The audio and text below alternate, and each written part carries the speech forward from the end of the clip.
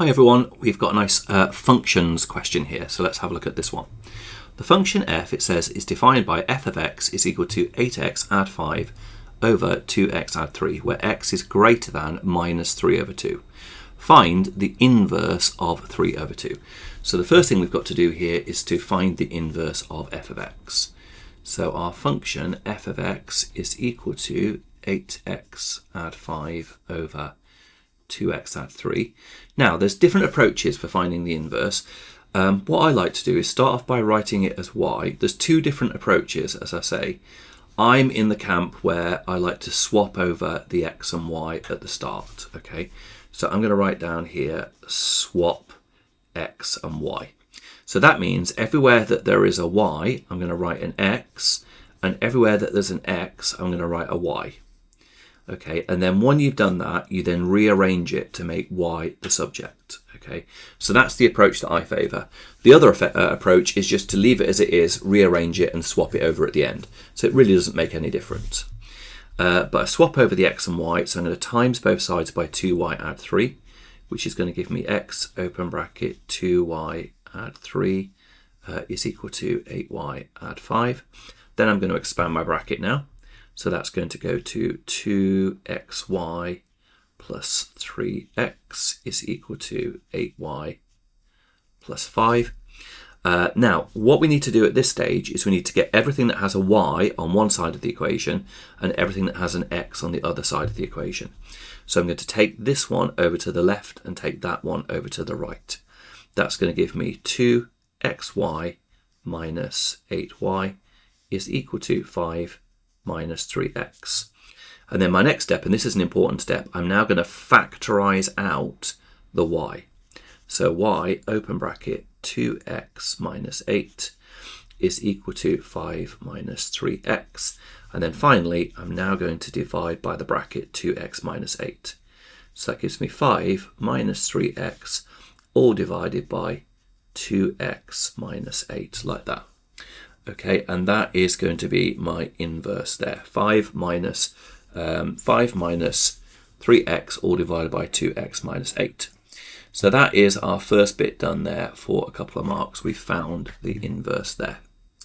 Okay, right, what's next? Do we need to, let's just see whether or not there's a mark for, yeah, we've got to find the f of 2/3 of that inverse. So basically what we've got so far is that the inverse of x is equal to 5 minus 3x over 2x minus 8.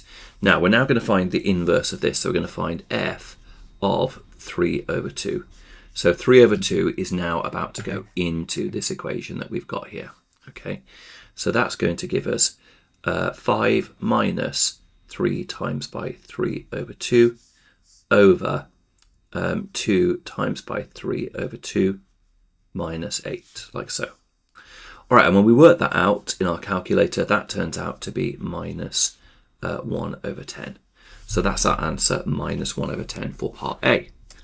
Part B, it says, show that f of x can be written as a plus b over 2x add 3. So we need to do, I mean, again, there's lots of different approaches available for this, but I would think about it as long division. So I'm going to do 8x add 5. And I'm going to divide it by 2x add 3. So the way that long division works is you look at this term, you compare it with this term, and you say, what do I need to do to this to change it into this? And the answer is times by 4. So you write a 4 up there, and then you times this whole thing by 4, okay, which is going to give me this expression here. You then subtract those away from each other, so 8 take away 8 is nothing, and 5 take away 12 is minus 7. So therefore, f of x can be written as 4 minus 7 over 2x add 3. And that is part B done. That was nice. That was really nice for 2 marks. Okay, now, part C. It says the function g is defined by g of x is equal to 16 minus x squared between 0 and 4. And it says state the range of the inverse. Now, when you have a function and its inverse, the domain and range swap over. And let's just think about that. I mean, this is just to illustrate the point, okay? So let's imagine I've got a function there. Okay, so there is my f of x. The inverse, geometrically, what an inverse function is, an inverse is a reflection in the line y equals x. So that's what my inverse would look like, okay? So it's been reflected in the line y equals x. Now, if you think about it, if you reflect something in the line y equals x, let's say I had a coordinate here, that there was the coordinate, let's say it was minus 4, 3, then basically when you reflect it in the line y equals x, what would happen is that would become 3 minus 4. So in other words, your x and y coordinates swap over. So if you imagine then, what we're saying is when you have an inverse function, you're reflecting something in the line y equals x, so the domain and range swap over, okay? So that's what happens for an inverse. So if we look at the function here, g of x is from 0 to 4, that's its domain. Here, 0 to 4, they're the values going in. So therefore, that is going to be the domain of g of x is going to be the range of the inverse, okay? So therefore, the range, what's coming out of the inverse, is going to be the domain of the function, because they've swapped over. Okay, I know it's a little bit confusing, isn't it, that? So basically, yeah, what is going in to the original function is basically what's going to be coming out of the inverse. Now, part D, it says find the range of f of g to the minus 1 of x. Can be a little bit confusing to understand what that actually means, but let's have a look at what does it mean. So f g to the minus 1 of x, it's a composite function. It basically means f of g to the minus 1 of x, okay? Now let's think about what this means, because we've got to try and answer what's going on here. So if I have like some kind of a little sketch, let's imagine what I've got is I've got my x and it goes into my inverse function, g to the minus 1 of x, okay? So basically what's going to come out, we've just established in part C that what's coming out of my g of x is it's going to be less than or equal to 4, but greater than or equal to 0. So that's my range of my inverse, that's what's coming out. But because we've got a composite function, we've now got f of g of x. So this answer is now going to go into f of x. So basically, this is going into the domain of f of x, okay? So what comes out, when you've got a composite function, what's coming out of the inverse is what's going into the composite function, into f of x. So basically, the f of x is just going to be between 4 and 0, okay? Now, if we were to sketch the graph of f of x, the graph of f of x is going to look, so it's going to have a horizontal asymptote there, I think at about 4. It's going to come down here and have a vertical asymptote, I think at -0.5.